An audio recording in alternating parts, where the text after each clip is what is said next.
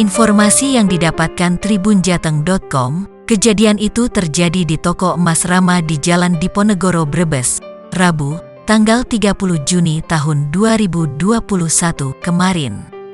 Kakek tersebut diketahui bernama Januri, 60, warga desa Baros, Kecamatan Ketanggungan, Kabupaten Brebes. Uang receh yang dibawa kakek tersebut ternyata jumlahnya mencapai 6 juta rupiah. Kepada karyawan toko, kakek tersebut mengaku seorang pengemis.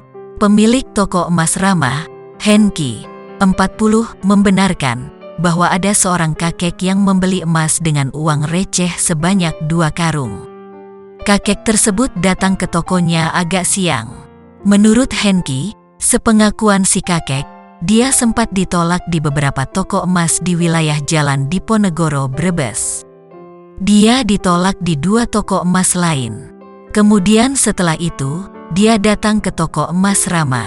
Ceritanya dia dari pagi sudah berkeliling di beberapa toko.